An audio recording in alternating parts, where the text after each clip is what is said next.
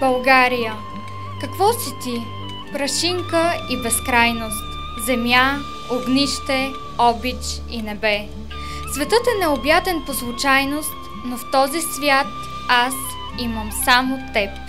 С всичките ти изгреви и залези, с възходи и безропотни падения, предавана, обичана, прощавана, ти ставаш дом и после пишеш времето.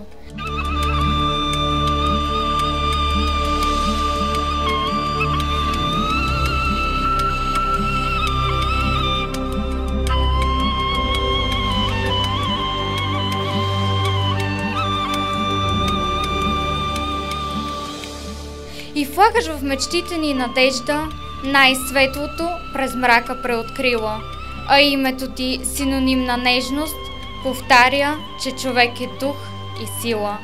И всичките истории повтаря, поне докато първо не запомним, че бъдеще се пише само с вяра и с топло чувство, че не сме бездомни.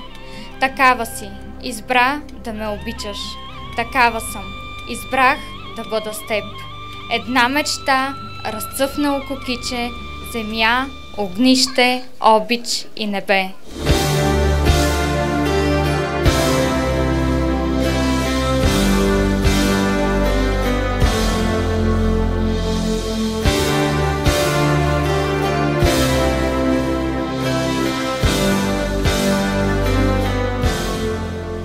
Да помним, да пазим и да се прекланяме пред героизма и делото на онези, благодарение на които днес сме свободни.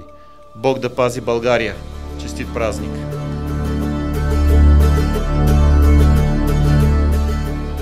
На този ден България празнува, достоинство се представя пред света и се възражда старата ни слава. Сред толкова ура, венци, цветя. Идва за тебе, Българио моя, отправям с надежда в тягостни дни, и теб ще остана завинаги твоя свещена земя на велики деди. Нека в сърцата си, които носим България, да знаем, че на 3 март се сбъдна мечтата на Вълчан войвода за свободно българско.